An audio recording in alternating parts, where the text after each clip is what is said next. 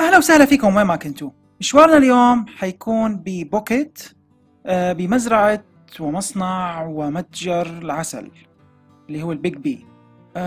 يعني كانت زيارتنا لهنيك خفيفة تقريبا، استغرقت حوالي ساعة.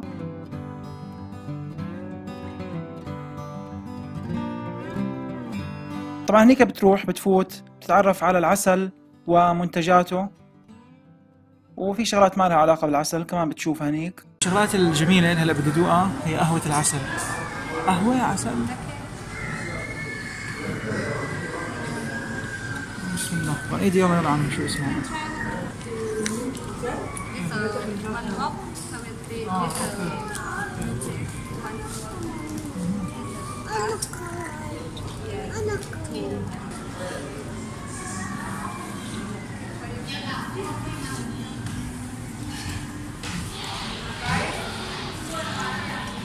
فيها عسل، زنجبيل، قهوة. الميزة هنيك هي انه كل شيء اصلي، كل شيء مضمون. بالنسبة للاسعار مختلفة، في شغلات رخيصة في شغلات غالية. بس تطلع من المتجر من هون بتروح على جنب بتلاقي بعض العادات، اذا حبيت انك تقعد، اذا حبيت انك تحمل النحلات تشوفهم، تشوف خلية النحل، يعني هي شغلات كلها موجودة برا.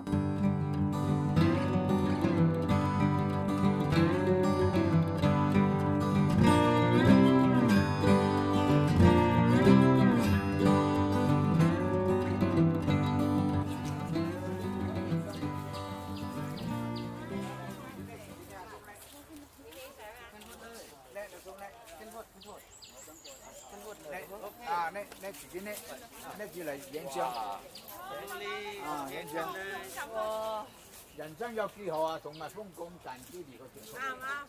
咁我淨係咁學。嚟，影相啊！你過嚟，過嚟，唔使憂。快啲啦！交落企側邊咪得。唔得，內個頭唔得。打添嘛。咁乜嚟啊？唔喐㗎。唔好咁耐啊！佢話咁耐。快啲啦！你幫你啲啦，快啲啦！快手，快。分完就。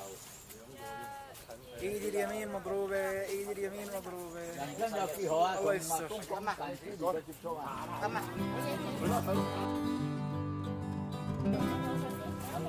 هذول إذا بعذب أنا موتوني.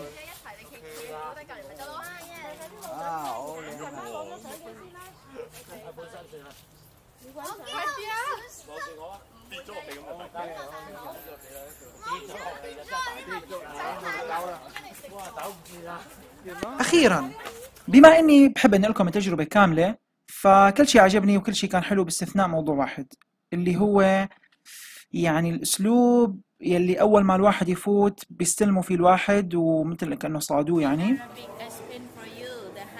وبيفوتوا لجوا في شخص عربي يعني بيشرح كيف تعرف العسل إذا أصلي ولا مو أصلي، وفي شوية معلومات زائد بيسوق للمنتجات اللي عندهم. هلا هذا الموضوع تبع الاصطياد من الباب، وإنه خلص الواحد لسه جاي مو عارفان هو لوين جاي، فجأة يقول له فوت فوت فوت فوت، أنا هي ما بحبها على المستوى الشخصي.